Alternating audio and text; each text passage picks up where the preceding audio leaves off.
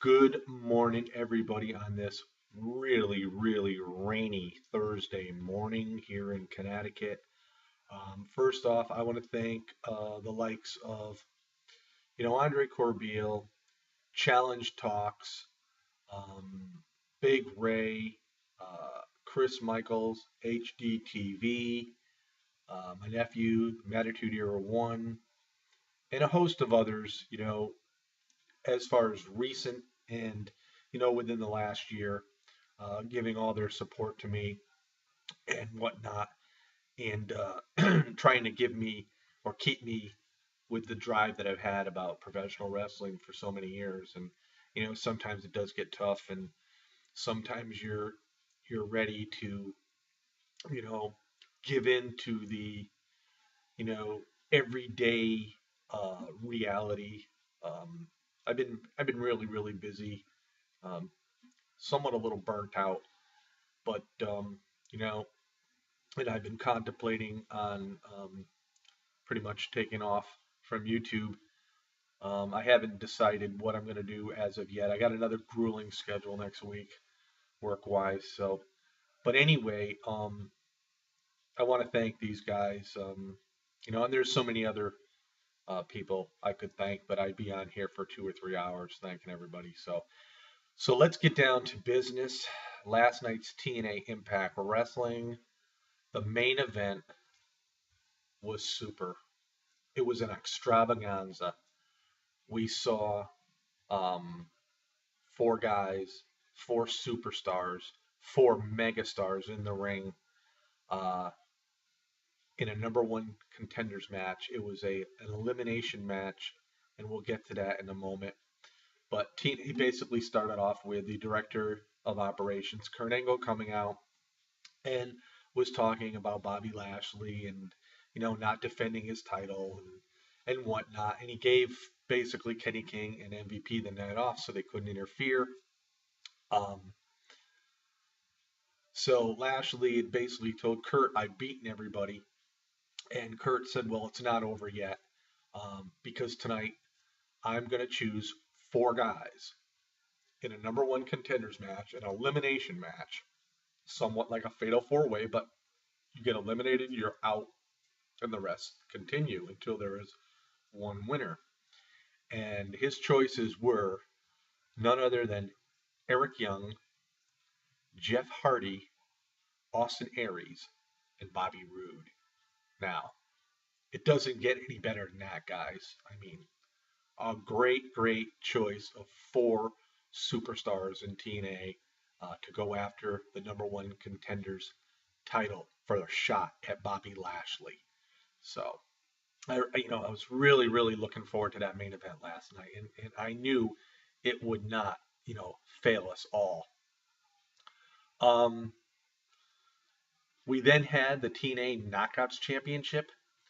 Havoc, the champion, the knockout champion, against the Killer Queen, Madison Rayne. And not a bad match overall. I'd have to say that Madison Rayne gave more offense than we've seen any other knockout go up against Havoc in the last couple weeks. Madison, you know, you compare the size between the two, and Havoc just towers over all the knockouts. But she, like I said, she gave it her best shot. But in the end, Havoc hit the Harlot Slayer. It was a choke slam for the pin, and still is TNA Knockouts champion. Now, backstage, Devon was talking to Kurt Angle, and Kurt thanked Devon on 3D being inducted into the Hall of Fame. And they shook hands, and and Kurt basically said to Devon, anytime, we can't wait. Okay, Magnus confronts Matt Hardy. They have a match. This is the first time ever these two ever had matched up, and you know, I I wasn't even sure if Matt Hardy was still in TNA, but it was good to see Matt in the ring in singles competition. And going into this match, honestly thought that, Magnus was going to destroy Matt Hardy, to be quite honest with you. It was a pretty good match overall, went back and forth. Um, Matt used every move known to him, and Magnus kept, getting out of it. But it took to the end where Magnus dove at Matt Hardy. Matt Hardy caught him in midair with a diamond cutter. 1, 2, 3. Matt Hardy gets the victory over Magnus in a pretty darn good match. Up next, we had an intergender tag team match. The Bromans, Jesse and Zima, with Angelina with Velvet, versus the Menagerie, Crazy Steve, Nux, and Rebel. Now, this match overall was pretty darn good as well. I mean, it's going to be as good as it gets when you got the Menagerie, which is a little unorthodox in their way and style of wrestling. But, if you ever watch Crazy Steve in a singles match, you know that he has a lot of talent there. And this match went back and forth for a bit as well. But Crazy Steve, man, I'm telling you, he escaped the press slam, and it was just like boom. He drove off the top rope with a diving tornado DDT. 1, 2, 3. Menagerie wins by a pinfall in a pretty darn good match. Later on, we saw Austin Aries come and talk to Bobby Roode about their match tonight. They talk about how they had respect for each other and whatnot. And, it just proves, how competitive some of these guys are in the ring. So, a pretty good segment there. Ethan Carter comes down the ring and he has a new bodyguard. He brags how he got rid of Rockstar Spud. And who is his bodyguard? Tyrus. None other than former WWE star Brodus Clay. Devon was mocking Ethan Carter, and Devon said he wanted a match tonight with Tyrus. And before anything could even get started, who comes out and totally destroys Devon but Brahm? I mean, it was totally boom. I mean, Brahm out of nowhere. Don't know where this is leading. Don't know why it happened. But it was a segment basically for Tyrus to get on the show at that point in time, sort of like being introduced, and Ethan Carter also to have a segment. So, because he wasn't going to be wrestling tonight. With all that being said, Tyrus with EC3 had an opponent for his first time, Tyrus, against none other than Shark Boy.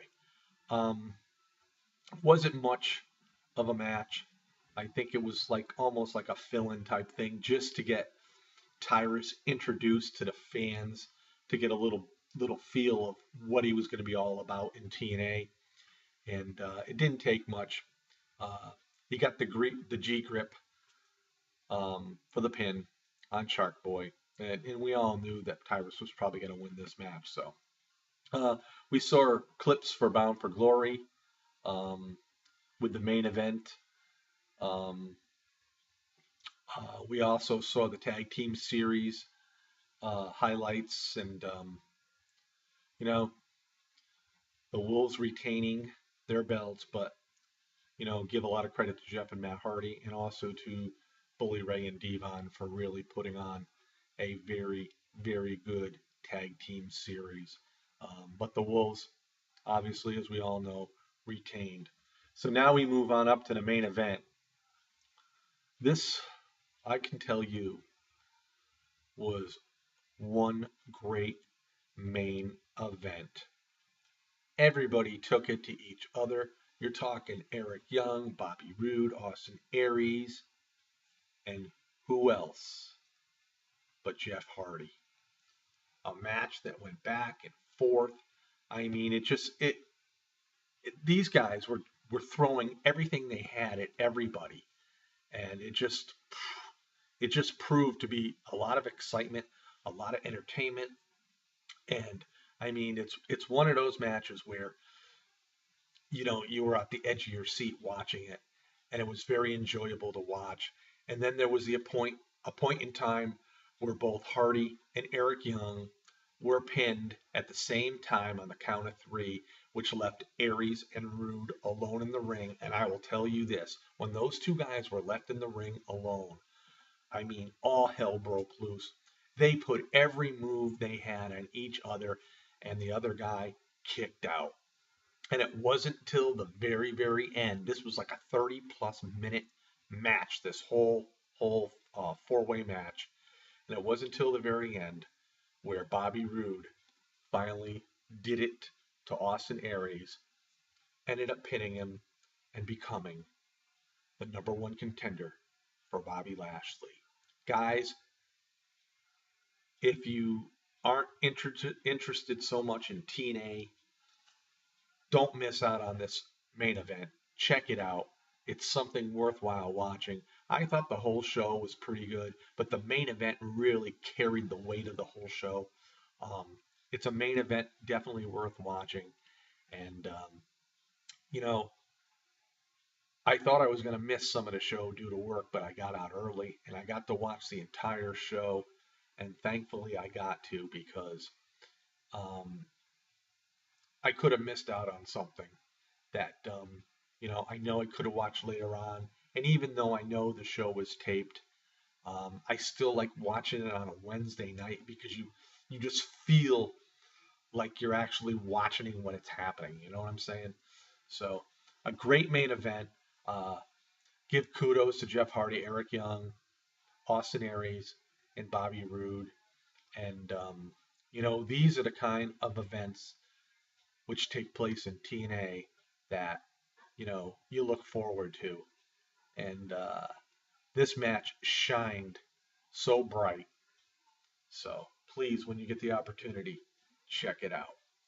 So this is the Iceman on this Thursday, on this rainy Thursday. Um, Again, I want to thank all those guys I had spoken about earlier. Challenge Talks, especially, is a guy who's a big supporter of mine, and I really appreciate things that he does for me. And we move on. So we'll just see what the future brings, and we'll see, how work controls my world of professional wrestling and my world of YouTube. So I just don't know. So peace out, everybody, and have yourself a phenomenal Thursday.